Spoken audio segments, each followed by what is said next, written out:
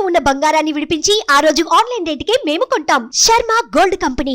ఇప్పుడు మీ మీద ట్రోల్స్ వస్తున్నాయి అంటే మీకు తెలుసు రాజకీయాల్లో ఉంటున్నాం అవును. కాబట్టి దెబ్బకి ఎదురు దెబ్బ ఖచ్చితంగా మనం అంటాం అనిపించుకోవాలి తప్పదు. బట్ ఫ్యామిలీ అనే వాళ్ళకి పిల్లలకి ఏం తెలుసు చాలా పాపం. కష్టంగా ఉంటది ఆ, కదా. ఇన్న- మీకు వాళ్ళు వచ్చిన హర్ట్ trolls అయిపోతారు, లో sensitive ఒక 2-3 అసలుకి జీర్ణించుకోలేంది డైజెస్ట్ అవ్వని విషయాలు అంటే ఏమని చెప్తారు అసలుకి?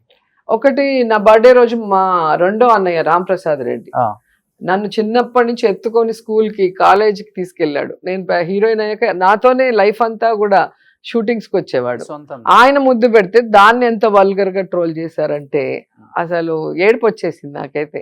ఓకే. అలాగే నా కొడుకు కౌశిక్ ఎప్పుడు కూడా నన్ను వెనక నుంచి ఇలా మమ్మీని పట్టుకొని ఉంటారు. ఏ ఫోటో చూసినా మీరు చూసారు, దాన్ని న్యూడ్ ఫొటోస్ చేసి పెట్టారు. అసలు వాడు నాకు చెప్పలేక 1 వీక్ డిప్రెషన్లోకి వెళ్ళిపోయాడు. నాకు తెలియదు ఇవన్నీ, దానికి ఎవరో ఫ్రెండ్ పెట్టారంట. ఒకలాగా ఉన్నాడు వాడు, చాలా యాక్టివ్గా ఉంటాడు. నన్ను చూస్తే అసలు ఒక నిమిషం ఉండదు, మమ్మీ మమ్మీ మమ్మీ మమ్మీ అని ఉంటాడు. ఏం రా వీడు సైలెంట్గా ఉన్నాడే అని చెప్పి అడిగితే అప్పుడు చూపించాడు. మరి చెప్పాలి కదా నాన్న అంటే, నాకు ఎవరికి చెప్పాలో తెలియలేదు, ఎవరితో డిస్కస్ చేయాలో తెలియలేదు అన్నాడు. ఇప్పటికి మీ కళ్ళ నీళ్ళు వస్తున్నాయండి. అంటే వాళ్ళ మనసు హట్ అయితే అది లైఫ్ లాంగ్ ఉండిపోతుంది. అంటే ఇప్పుడే కదా వాళ్ళు 18 years. సో ఈ టైంలో కనుక ఒక మగ negative పిల్లలకి ఇది వస్తే చాలా కష్టం. వాళ్ళ డాడీకి కూడా చెప్పుకోలేకపోయాడు వాడు, ఎవరికి చెప్పాలో తెలియలేదు, ఎలా దాన్ని రియాక్ట్ అవ్వాలో కూడా తెలియలేదు వాడు.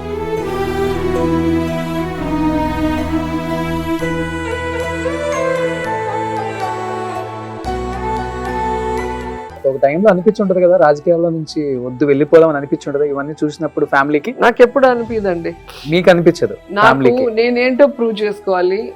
నన్ను నా ఫ్యామిలీని హర్ట్ చేసిన వాడు Hmm. పైకి చెప్పకపోయినా మనసులో ఉంటుంది కదా వాడికంటే ఒక మనస్సాక్షి. వాడు చేసిన తప్పుకు వాడు క్షమాపణ కోరుకొని Hmm. ఇలాంటి తప్పు ఇంక జరగకూడదని వాడు అనుకుంటే చాలు, వాడికి ఆ పనిష్మెంట్ ఇవ్వాలనుకుంటాను నేను. పార్టీ కావచ్చు, జగన్ గారికి మీరు బాగా దగ్గరగా క్లోజ్ గా ఉంటారు, ఏ విషయం అయినా కానీ షేర్ చేసుకుంటారు ఆయనతో, ఫ్యామిలీ కూడా. అండ్ మీ పార్టీ, మీ జిల్లా నాయకులు కావచ్చు, ఇచ్చిన భరోసా అంటే ఏమని చెప్తారు? ఏది ఏమైనా కానీ మేము నిలబడతామమ్మా, నో ప్రాబ్లం. నేను ఫస్ట్ నుంచి అండి ఎవరి సపోర్ట్ ఎక్స్పెక్ట్ చేయను. వాళ్ళు ఇచ్చినా కూడా ఓకే. ఇస్తే సంతోషం, ఇవ్వకపోయినా నేను ఎప్పుడు కూడా ఫీల్ అవ్వను. ఫస్ట్ నుంచి కూడా ఇండిపెండెంట్ ఉమెన్. నాకు ఇంట్లో వాళ్ళు అంటే నా బ్రదర్స్, మా హస్బెండ్, మా అత్తయ్య వాళ్ళు, మా పిల్లలు, వీళ్ళు నన్ను అర్థం చేసుకుంటే చాలు. Okay. నేనేంటో వీళ్ళకి తెలిస్తే చాలు. ఎందుకంటే వాళ్ళు నాతో కదా ఉంటారు 24 hours, కానీ లైఫ్ లాంగ్ ఉండేది వాళ్ళు. కాబట్టి వాళ్ళ ఫీలింగ్స్ నేను ఎక్కువ, వాళ్ళు హర్ట్ కాకుండా చూసుకోవాలి, నా వల్ల వాళ్ళు ఇబ్బంది పడకుండా ఉండాలనే చూసుకుంటాను. వాళ్ళు నన్ను అర్థం చేసుకుంటే చాలు అనుకుంటా.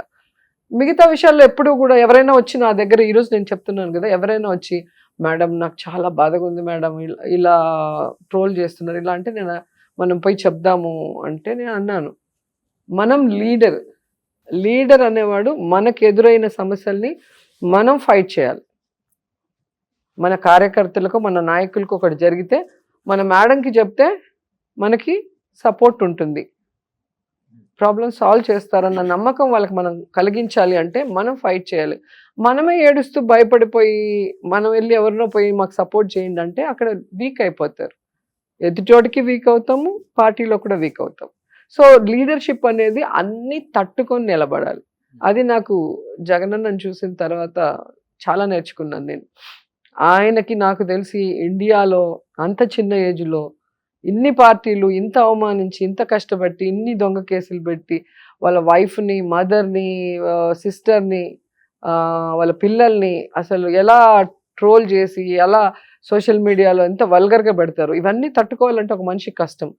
తను మనకెందుకు ఈ రాజకీయాలు, హ్యాపీగా ఫ్యామిలీతో ఎంజాయ్ చేద్దాం వెళ్ళిపోతే ఆయనకేం వచ్చే నష్టం ఏం లేదు, కానీ తట్టుకొని నిలబడ్డాడు. ఎందుకు? తనని నమ్ముకున్న వాళ్ళు లక్షలాది కోట్లాది మంది ఉన్నారు, వాళ్ళు కాపాడుకోవాలి. మనమే లేకపోతే వీళ్ళందరూ తట్టుకోలేరని చెప్పి వీళ్ళందరి కోసం ఆయన మళ్ళీ రావటం జరుగుతుంది.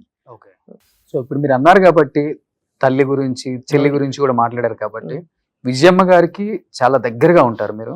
షర్మిల గారికి కూడా అలానే ఉంటారు. వాళ్ళ బర్త్డేలు ఉన్నా, వాళ్ళ మ్యారేజ్ యానివర్సరీలు ఉన్నా కానీ మీరు స్టేటస్లు పెడతారు, ఇన్స్టాలో పోస్ట్ చేస్తారు. ఆ కుటుంబం ఒక రకంగా చెప్పాలంటే అత్యంత సన్నిహితంగా ఉండే శోభా నాగిరెడ్డి గారు చనిపోయిన తర్వాత అంత క్లోజ్నెస్ ఎవరికైనా ఉంది అంటే రోజా గారికి. ఒక రకంగా అందరికి తెలిసిన విషయం అది, ప్రతిపక్షాలకి, అధికారంలో అందరికి కూడా. ఫ్యామిలీ చల్లా చెదరైపోయింది కదా. ఎప్పుడు కూడా వాళ్ళ సైడ్ నుంచి కానీ వీళ్ళ సైడ్ నుంచి కానీ రకరకాలుగా వింటుంటాం, వాళ్ళ వర్షం వీళ్ళ వర్షం. ఆ విన్నప్పుడు అసలు వీళ్ళందరూ ఎప్పుడు కలుస్తారు ఖచ్చితంగా feeling ఎప్పుడు కలుస్తారండి, కలుగుతుందా ఖచ్చితంగా మీకు? కలుస్తారు. బ్లడ్ రిలేషన్ అనే దాన్ని ఎవ్వరు కూడా ఏం చేయలేరు. Hmm. కొన్ని రోజులు ఎవరైనా ఏదైనా చేయాలనుకుంటారేమో కానీ అది ఎప్పటికీ నిలవదు. Hmm. అది నా పర్సనల్ ఒపీనియన్. ఎందుకంటే రాజశేఖర రెడ్డి కుటుంబం లాగా మేము ఉండాలి అని చంద్రబాబు నాయుడు కూడా ఫాలో అయినాడు.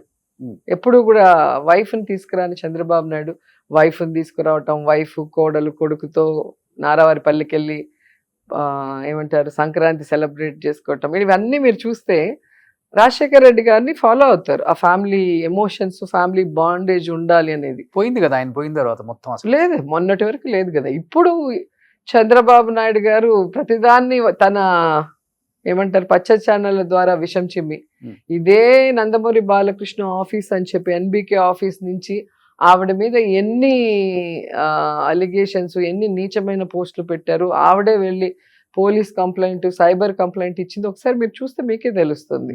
సో అక్కడి నుంచి ఈరోజు ఎందుకు వాళ్ళతో కలిశారు, ఎందుకు వాళ్ళతో బాగున్నారో అక్క చెప్పాల్సిందే, మాకు తెలీదు. కానీ జగనన్నని మాత్రం ఎవరైనా ఏదైనా అంటే, ఆయన చెడు చేయాలనుకుంటే భగవంతుడు వాళ్ళని విడిచిపెట్టాడు. ఇంతవరకు నేను చూస్తున్నాను. రాజశేఖర రెడ్డి గారు చనిపోయిన తర్వాత జగనన్నని ఎవరైనా అనవసరంగా ఒక మాట అన్నా, ఒక అవమానం చేసినా, లేదా ఆయన్ని బాధ పెడితే వెంటనే వాళ్ళకి అది రిఫ్లెక్ట్ అవుతుంది. ఆ నష్టం మనం చూడొచ్చు. ఎవరైనా మీరు పేరు తీసుకోండి, వాళ్ళందరూ నష్టపోయారు. ఎందుకంటే నాకు తెలిసి జగన్ గారు కానీ మన భారతమ్మ గారు కానీ వాళ్ళు భగవంతుడిని బాగా నమ్మిన వ్యక్తులు, చాలా మనుషులు అంటే ప్రేమ ఉన్న వ్యక్తులు. సో ఎవరికి నష్టం చేయాలన్న ఆలోచన లేదు వాళ్ళకి. అండ్ వాళ్ళని నమ్ముకుంటే ప్రాణమైనా ఇస్తారు, వాళ్ళ కోసం ఎంత దూరమైనా వెళ్తారు. సో అది టైం అనేది ఖచ్చితంగా చెప్తుంది. బట్ ఒకటి ఫ్రాంక్ గా చెప్పండి రోజా గారు, ఎందుకంటే మొన్న మీరు చూస్తే ఎప్పుడో 2-3 years ముందు జరిగిన యాక్సిడెంట్ ని తీసుకొచ్చి జగనన్న మనుషులు పెట్టి కార్ యాక్సిడెంట్ చేసి వాళ్ళ అమ్మని చంపేయాలనుకున్నారని పచ్చ ఛానల్లో ఎంత ఘోరంగా వేశారు. మళ్ళీ విజయమ్మ లెటర్ పెడితే అది ఫేక్ లెటర్ అన్నారు. మళ్ళీ ఆవిడ వీడియో చేసి పెట్టాల్సి వస్తుంది. అంటే ఒక గౌరవప్రదమైన ఫ్యామిలీని రాజశేఖర రెడ్డి గారు చనిపోయిన తర్వాత అటు కాంగ్రెస్ ఏమో ఎఫ్ఐఆర్ లో పేరు చేర్చేలాగా వాళ్ళు చేశారు. ఈ చంద్రబాబు నాయుడు ఏమో ఈ విధంగా ఫ్యామిలీలో చిచ్చు పట్టాలని చూస్తున్నాడు. కానీ ఇవన్నీ తాత్కాలికమే. ఖచ్చితంగా భగవంతుడు ఈ ఫ్యామిలీని కలపాలని మనస్ఫూర్తిగా కోరుకుంటున్నాను. అంటే ఒకటి చెప్పండి, ఎందుకంటే అధికారంలో వాటా కోసం వచ్చిన గొడవలు అంటారా ఇది, లేకపోతే ఆస్తిలో వాటాల వల్ల వచ్చిన గొడవలు అంటారా? కాదు, అధికారం వచ్చేదాకా బాగున్నారు కదా, అధికారం కోసం అయితే ఎప్పుడో గొడవలు ఏంటింది కదా. అదే నేను చెప్తుంది, అధికారం వచ్చిన తర్వాత వాటాలో వచ్చిన గొడవలని ఒకరు చెప్తారు. ఇప్పుడు మొన్న అక్క మాట్లాడినప్పుడు నాకే ఆశ్చర్యం వేసింది.